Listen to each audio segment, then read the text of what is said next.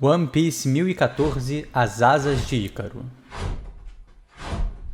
No vasto oceano de mundos fictícios, há fábulas que ecoam através do tempo, tecendo lendas tão antigas quanto os próprios deuses. Nesse reino esquecido, onde os raios de sol traçam o destino, há uma história que ecoa desde os tempos imemoriais. Um conto de ambição, bravura e o desejo de alcançar o inatingível.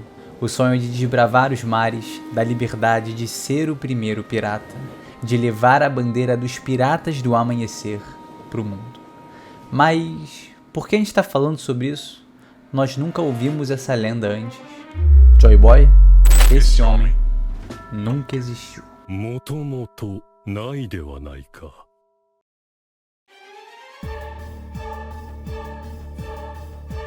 Mas no labirinto dos séculos e do conhecimento perdido, uma nação e posteriormente um homem ousaram desafiar as ordens do governo mundial. Ansiando por desvendar os segredos ocultos nos antigos poneglyphs, Vegapunk alçou voo em busca da verdade, ignorando os avisos iminentes de sua queda. Conforme avançava em direção aos mistérios mais profundos desse mundo, mais perto ele chegava do sol. Assim como o mitológico Ícaros, ele ansiava em alcançar as alturas proibidas, desbravando territórios desconhecidos. No entanto, seus finais trágicos seriam o mesmo. Suas asas foram queimadas nas chamas do conhecimento proibido, enquanto se aproximavam cada vez mais dos mistérios do Deus do Sol. Esse é o paralelo incrivelmente simbólico que Eiichiro Oda faz ao nomear esse fantástico capítulo As Asas de Ícaro. Ele se inicia como deveria se iniciar. Vemos as reações de diversos personagens ao redor do planeta, enquanto a mensagem mais importante dos últimos séculos ecoa pelo mundo. Eu sou o Lipe e, como eu já disse, os Piratas do Amanhecer vêm aí. Eu avisei, e que capítulo fantástico de One Piece. Eiichiro Oda, o senhor é um gênio, tá? O senhor é um gênio e todo mundo sabe. E agora, cara, minha voz está de volta. E é com uma alegria gigantesca e inenarrável que eu trago pra vocês hoje o review do capítulo 1114 de One Piece. Nika e Joy Boy são a mesma figura? Vegapunk não sabe toda a história desse mundo? Por que Joy Boy foi o primeiro pirata se já devia ter existido outros navegadores nesses mundos? Mother Flame é um combustível ou uma arma? Essa é Einstein quem vai responder pra vocês. No mais, eu tô aqui pra trazer luz a todas essas perguntas que esse incrível capítulo levantou. Então, vamos entrar no flashback do século perdido agora? Pra essa aí, eu tenho a resposta. Vem comigo. Novo mundo Marineford. A própria marinha, ignorante aos fatos e às verdades do mundo, parece confusa com o caos que vem se estabelecendo devido à revelação de Vegapunk. Sakazuki aparece, diferente do habitual, com um ar ponderado, reflexivo, longe de explodir como um vulcão mergulhado em ignorância. Até onde o conhecimento desse personagem vai? O antigo almirante de frota Sengoku mostrou vislumbres de saber parte da verdade desse mundo ao reconhecer o verdadeiro perigo nas últimas palavras de Barba Branca. Sakazuki é de uma época diferente, mas deve ter alguma ideia. Essa cara é de quem sabe que o governo mundial, instituição a qual ele responde e defende, esconde segredos que ele nem sonha que existem, pelo menos não até agora. Como vocês interpretam essa expressão dele? Como a de alguém que sabe o que está acontecendo, que já esperava, que tinha alguma vaga ideia? Eu acho que o Sakazuki sabe que existem podres no governo mundial, mas ele não sabe qual é esse passado, né? E o seu ódio por piratas supera essa desconfiança. E da alta hierarquia de Sakazuki, vamos sendo jogados para as profundezas do oceano em direção a Impel Down. Nossa primeira parada é Mocktown, na costa de Jaya, onde esse bando de hiena tipo Bellamy gargalha sem ter um pingo de fé nas palavras do Vegapunk, tal como não acreditavam na Cidade do Ouro, no One Piece e na ainda não revelada Cidade Esmeralda. Seguimos na primeira metade da Grand Line Paradise Water 7 e aqui o Oda faz questão de trazer uma oposição ao pensamento anterior dos cidadãos de Mocktown. Em Water 7, devido à realidade do país com a anual Aqualaguna, os moradores consideram essa possibilidade muito plausível, mas ficam espantados com a dimensão mencionada pelo cientista. Seguindo pela Paradise, né, chegamos à grande prisão submarina. E é interessante ver como Oda foi levando a gente de uma cidade que tá tranquilona, né, cara, e nem acredita no dilúvio, para uma que sofre com inundações e tá preocupada, e finaliza com uma região submersa. É como se ele estivesse mergulhando a gente nas profundezas do mar, e depois da prisão isso vai ficar ainda mais claro. Chegamos a Impel Down, onde o atual vice-carcereiro-chefe Magellan aparece ao lado de Don Quixote do Flamengo explodindo em gargalhada. Doff, usando de refinada ironia, diz a Magellan que se Impel Down ficar submersas em águas, a responsabilidade pela segurança dos prisioneiros é do carcereiro. O humor a gente vê por aqui, né? Inclusive eu fiz um vídeo recente sobre o do Flamengo escapar de Impel Down e se juntar à Cross Guild. Acho que vale muito a pena dar uma conferida porque tá bem legal, tá? O interessante aqui é como de praxe, né? Como alguém que sabe muito mais do que nós, o do Flamengo comenta que se a água do mundo subir, as pessoas precisarão ir para um lugar mais alto. Ele já sabia que isso ia acontecer. Ele sabe que a queda do governo mundial se aproxima. Em seus últimos aparecimentos, ele fez questão de dizer: o poder tem curto período de tempo. Logo depois de mencionar o Tesouro Nacional de Marejoa, cuja sequência direta de acontecimentos nos leva a Imu-sama e o gigantesco Chapéu de Palha, provando mais uma vez que ele sabe muito mais do que nós. Quando a água do mundo subir, as pessoas vão procurar desesperadas por um local mais alto, e essa é Marejoa. Falando nela, logo após fazer alusão a esse local com a fala de Doflamingo, Eiichiro Oda nos leva à mesma região, mas a 1000 metros abaixo do mar. Lembra que eu mencionei que ele estava levando a gente cada vez mais ao fundo do oceano? É como se estivesse nos dando uma sensação do dilúvio, da água engolindo o mundo. Detalhe muito rico, simples, que pode passar despercebido por muita gente. Na Ilha dos Tritões, temos a princesa Shirahoshi muito preocupada com as notícias, e o que ela não sabe é que ela mesma muito provavelmente vai ter alguma conexão com essa inundação, tal como menciona sua mãe Otohime durante seu fantástico flashback. Depois de sermos afogados no mar, tendo um pequeno vislumbre da sensação desse dilúvio, emergimos na Ilha do Futuro, onde está a origem do caos que se propaga ao redor do mundo. Egghead. A marinha continua afundada em ignorância, negando as palavras de Vegapunk e rejeitando a realidade dos fatos. Enquanto isso, os Gorosei se mostram apreensivos com o que está acontecendo e ordenam a destruição imediata de todos os Dendemushi, melhor, a destruição imediata de qualquer forma de vida. Essa é uma emergência, nada é mais importante do que impedir que as palavras de Vegapunk continuem seu discurso em direção ao Sol. O cientista, para quebrar a realidade dos céticos, traz uma previsão de que, se seus cálculos estiverem corretos, um terremoto fará a água do mar elevar 1 metro em várias regiões do mundo. E essa catástrofe aconteceu exatamente hoje. Vegapunk, gênio, ele sabia que essa mensagem poderia ser ignorada por muitas pessoas devido ao conteúdo, digamos, certamente duvidoso que ela apresenta, e então acrescentou na sua narrativa uma forma de credibilidade e convencimento para o seu discurso, extremamente efetivo. A própria Hachinosu, o paraíso dos piratas, parece chocada com a precisão de suas palavras. Interessante ver como Kuzan reage de maneira semelhante ao Sakazuki, até mesmo o número de reticências é o mesmo. Cada um tem aí, 12 pontinhos. Pode ser que eles não soubessem, mas ambos com certeza desconfiavam do governo mundial. Também devo destacar que, para reiterar as palavras do Vegapunk, Oda faz questão de trazer lugares ao redor do mundo que estão sofrendo essas consequências, como a gente pode ver com Longling Longland, com o Tonji aí, e também a Sherry nesse outro cenário catastrófico. E antes de a gente seguir com o discurso do Vegapunk, eu queria aproveitar a temática para recordar todo mundo da importância gigantesca da gente contribuir de qualquer forma que seja com o Rio Grande do Sul nesse cenário tão alarmante. É impressionante como nesse momento de One Piece a gente está vendo o quão devastador uma inundação pode ser para o mundo. E o mais terrível é saber que um fenômeno assim está de fato ocorrendo no sul do país.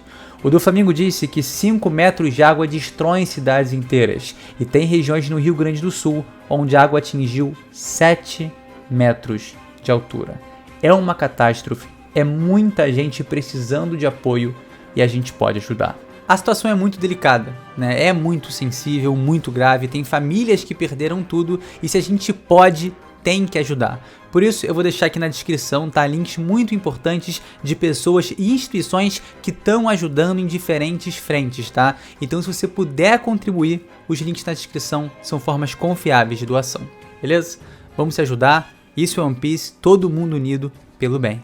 À altura que essa transmissão foi gravada, o Vegapunk já tinha desenvolvido a Mother Flame e sabia que o governo mundial usaria ela em breve. Como consequência dessa ação, o nível do mar subiria 1 metro, e esse fato ter ocorrido é a prova real de que as palavras do Vegapunk agora são verídicas. enquanto faz alusão ao uso dessa arma, ou melhor, desse combustível, dizendo que esse terremoto não é algo natural, vemos Saturno entrar em completo desespero, bradando que nenhuma palavra mais deve ser dita. E na moral, que painel maravilhoso. O bando do Yonkou, o Luffy do Chapéu de Palha, enfrentando uma criatura demoníaca para defender aquela que o próprio governo mundial chama de criança do demônio. Inclusive, Lilith Mugiwara pra caramba nessa cena, tá? Quero falar nada não, mas que é isso? Coitado do Chopper também, pelo amor de Deus, olha que cara é essa, meu amigo, protegendo a sua querida. É muito coração envolvido aí, né? Obrigado por proteger a Robin. Todos sendo brabos demais, né? O Sop dando uma cambalhota maluca atirando, Brook partindo pra cima, Nami lançando um Thunderbolt no chifre, Punk 02 estourando um teco no pescoço do Gorosei e no fim, a Robin defendendo aqueles que a defenderam. Mérito demais do Chapéu de Palha aqui e um ponto de bucha aí pro Saturno, porque sim, né? Jay Garcia então dispara em direção a essa pequena chama que temos revelada pela primeira vez. Agora parece mais do que nunca que essa chama-mãe, né, a Mother Flame, que me lembrou o Calcifer do Castelo Animado, é o combustível para uma arma muito, muito maior e mais poderosa. Será que de fato Uranus está na posse de Musama e esse fogo é o que o permite funcionar?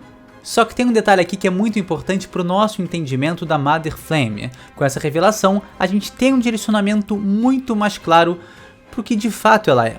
É o combustível, é a arma, é meio que tudo interligado.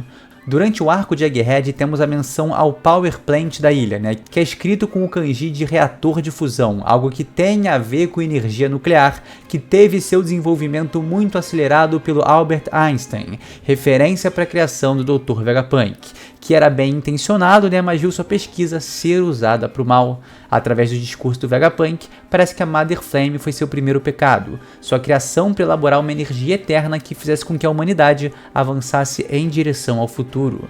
Mas o governo mundial usou essa energia para o mal. Ou seja, tal como Einstein ao estudar a energia nuclear, o Vegapunk foi bem intencionado com sua criação, mas viu suas pesquisas se transformarem em armas de destruição massiva. E ainda há outros detalhes muito interessantes relacionados a Mother Flame. O Oda não colocaria uma página dupla imensa dessa sensacional para esse elemento ser à toa.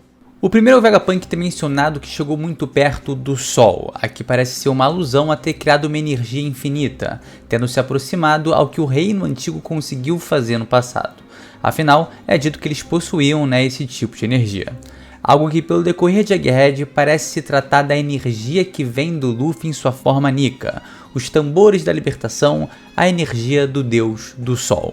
Seus estudos o levaram a isso. Aí eu me pergunto, abrindo um espaço mais hipotético aqui, será que Enies Lobby permanecer eternamente dia tem algo a ver com essa tecnologia? Teria sido algum teste?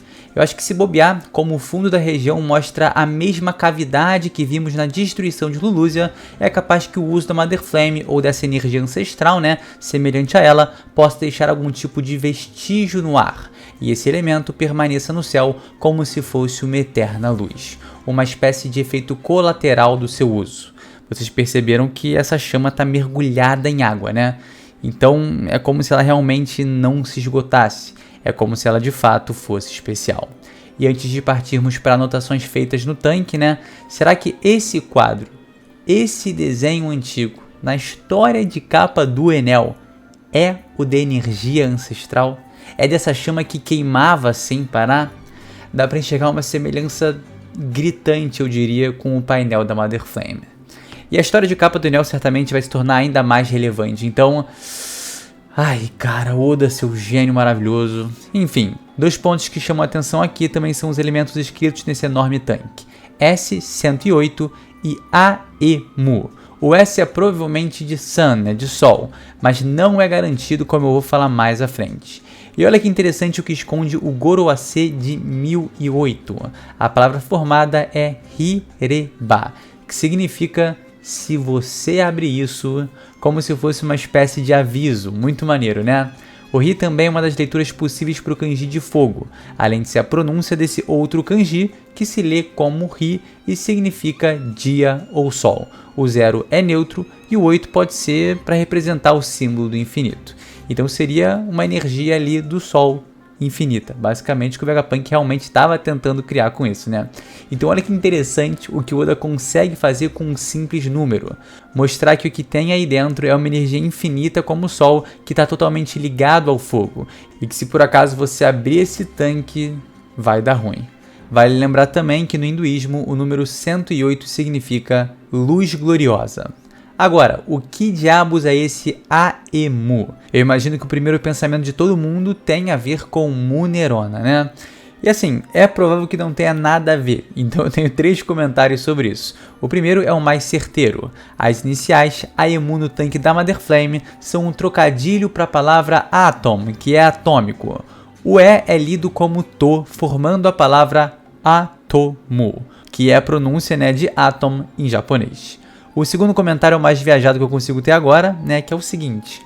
A de Atlantis, que foi uma ilha-continente que supostamente sumiu no Oceano Atlântico, e Mu, da ilha de Mu, né, que é outra ilha-continente que as lendas dizem ter sumido no Oceano Pacífico. E vem cá, você tá preparado para saber o que isso implica em todo o universo de One Piece?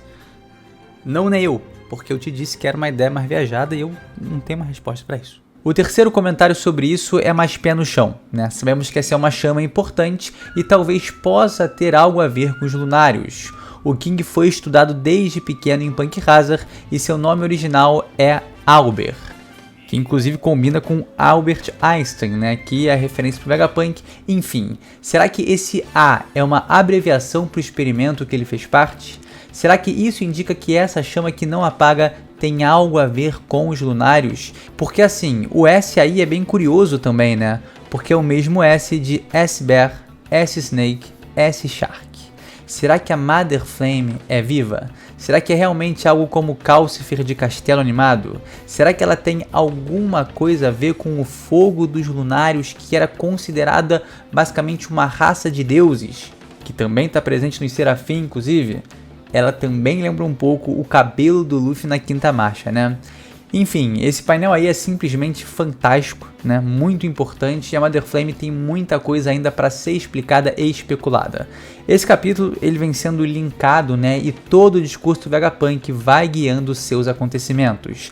Cada texto tem relação com a imagem e com os painéis. Como a gente vê na sequência, a menção da Mother Flame, que é exatamente o gigante ancestral. Assim, parece ainda mais que ela é de alguma forma uma tentativa de reprodução da energia infinita de Nika que faz esse colosso se mover. Mas claro, é algo diferente. Agora o gabarito sobre a Mother Flame, né? Ela é a tentativa do Vegapunk de reproduzir a energia infinita que existia há 900 anos, que provavelmente é a energia do Sol que vem de Nika. O discurso de Icarus não para e temos mais revelações dos acontecimentos de 900 anos atrás. Quando o discurso parece se aproximar de seu ápice, somos jogados ao topo do mundo em Marejoa, onde Imu-sama solitário reage em silêncio, vazio, como alguém que viveu durante 800 anos sabendo que eventualmente esse momento iria chegar. O que chama muita atenção é que os Tenryubito, de uma forma geral, parecem muito revoltados com o que o Vegapunk está falando, mas a exemplo da Santi Shairia, né, vemos que eles não fazem ideia da própria história, algo que é muito a cara deles, né? Eles só estão reagindo como um rebanho porque o cientista disse claramente que estava fazendo algo proibido pelo governo mundial.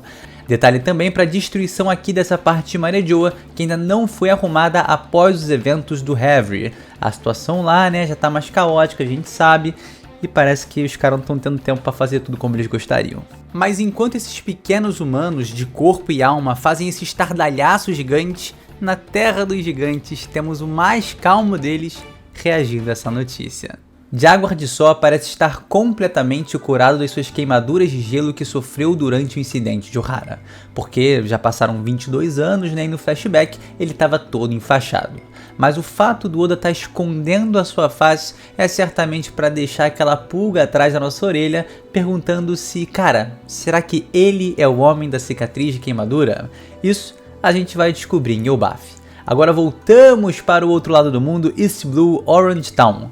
Uma criança comenta o que é normal para um cidadão comum de One Piece e é bom deixar isso claro, né? Todos eles sabem que 20 reinos se juntaram para formar o governo mundial e são conhecidos como os criadores do mundo. Detalhe que o livro da mão dela está escrito Sekai, que que é mundo ou sociedade? Provavelmente se trata de um livro com a história oficial do universo de One Piece, de onde ela acabou de tirar essa informação que ela está falando. O detalhe interessante é que Sekai se escreve assim, com 2 kanjis, mas estava escrito assim com hiragana no livro dela, o que indica que é um livro para criança, visto que elas não sabem ler nem escrever em kanji. Então esse é basicamente um livro de doutrinação. Estamos sendo doutrinados para a suposta verdade do universo de One Piece ser colocada na mente dos seus cidadãos, né, desde que eles são pequenininhos. Então é para todo mundo da sociedade pensar exatamente da mesma maneira.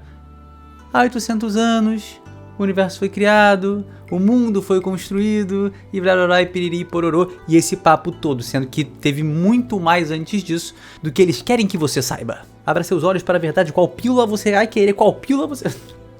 O Doodle no chafariz pergunta pro Chuchu o que ele tá achando da parada, e com certeza o detalhe mais legal aqui é a gente ver essa beleza de chapéu de palha no topo do pet shop, além dessa maravilhosa escultura do Chuchu, né, com a ração na boca protegendo o lugar.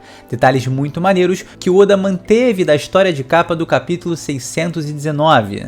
Na sequência, temos a maravilhosa Margaret, minha querida futura rainha dos piratas, reagindo às notícias, sem dúvida a amazona mais importante. Mas o ato de decifrar os poneglyphs é altamente proibido. É considerado um tabu pelo governo mundial.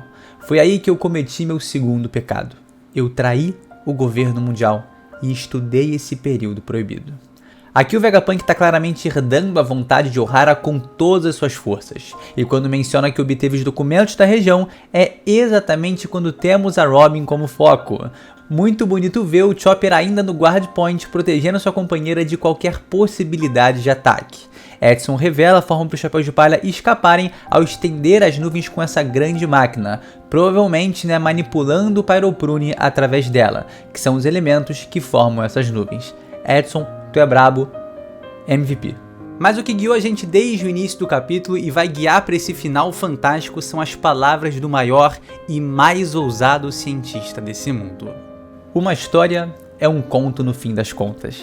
Assim como os pesquisadores de Ohara não sabiam de tudo, afinal não tiveram acesso a todos os poneglyphs, algo que nem mesmo o Vegapunk teve, e isso é muito importante a gente ter em mente, porque a Robin tá nessa missão de encontrar o Rio Poneglyph. Então Ohara não teve acesso a tudo para estudar todos. Vegapunk também não. Muita gente assumiu aí, né, que o cientista não sabia ler poneglyph, por isso ele não sabia de toda a verdadeira história.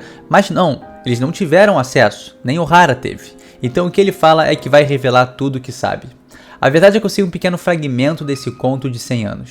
Mais uma vez, como durante todo o decorrer do capítulo, as palavras de Vegapunk vão ilustrando o paralelo que vemos em Egghead. Enquanto vemos Luffy na sua forma Deus do Sol lutando contra Topman no Arcuri, o cientista menciona: o protagonista dessa história nasceu há 900 anos no Reino Avançado. E assim como Nika, Deus do Sol das fábulas de Elbaf, ele lutava se esticando com seu corpo de elástico. Seu nome era Joy Boy. Aqui mais uma vez Gorosei, que representa o número 3, mostra uma resistência descomunal ao tancar um poderoso golpe do Luffy que faz o próprio sentir a dor em sua mão. Mas os detalhes mais importantes durante esse recorte do discurso do Vegapunk são esses. O primeiro é termos mencionado que o Joy Boy se chama de fato Joy Boy. É a primeira vez que temos aí, né, a confirmação de que esse é o seu nome. Não tá falando ali que essa é a maneira que eles chamavam essa figura, mas sim que esse era seu nome. Óbvio, ainda há margem para especulação de ser Jaguar de Binks, de ser alguma coisa de Joy Boy, Monkey de Joy Boy, enfim, uma vastidão de possibilidades. Mas talvez o nome dele realmente pareça um epiteto, né? No caso Joy Boy, mas pode ser realmente o nome. O outro detalhe que é muito importante é que temos confirmado que a figura de Nika antecede a figura de Joy Boy. Isso é muito importante para a gente separar as duas figuras, né? A gente então sabe que existiram, abre aspas, 3 deuses do sol. O Nika original de Elbaf, né, que é realmente ali uma divindade, um mito. Depois tivemos o ser Joy Boy, né, que provavelmente comeu a fruta Hito no Mi, modelo Nico, deus do sol, e conseguiu despertar ela. Ou talvez ele tenha sido a pessoa que criou ela com o seu desejo.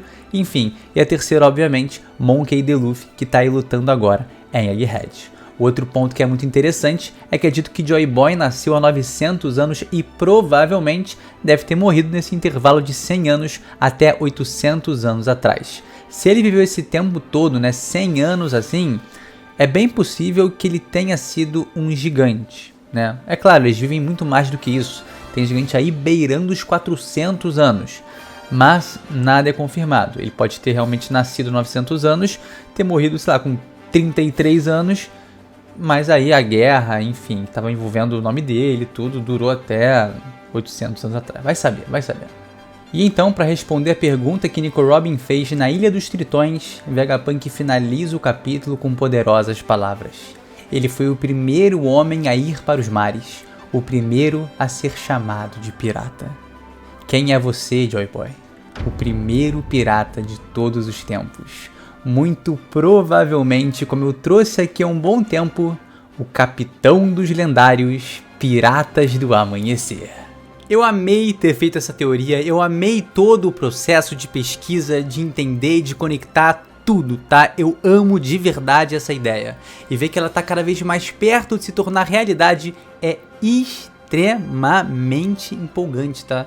Eu realmente espero que isso aconteça e na minha cabeça, os Piratas do Amanhecer são a mais pura realidade. E no meu coração também, né? Que palpita aqui com os tambores da libertação. Tem que acontecer. Tem que acontecer. Mas como assim primeiro pirata? Ninguém foi pro mar antes dele? Muito provavelmente sim, mas eram marinheiros, navegadores. Essa afirmação dele ser o primeiro pirata é muito interessante porque pirata é algo ilegal.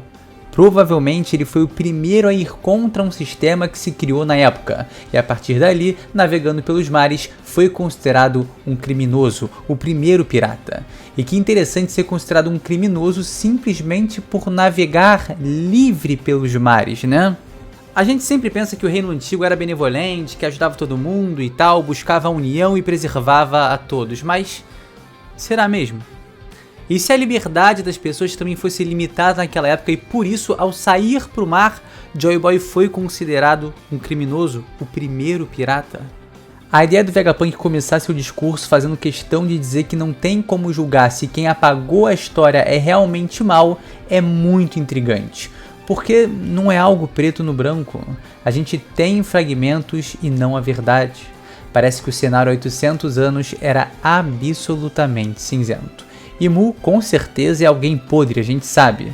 Mas e se as propostas do Reino Antigo fossem ainda piores? Ou pelo menos igualmente ruins? A ideia dessa civilização ou de seus monarcas não serem tão benevolentes como a gente pensa, pra mim é um acerto gigante do Oda.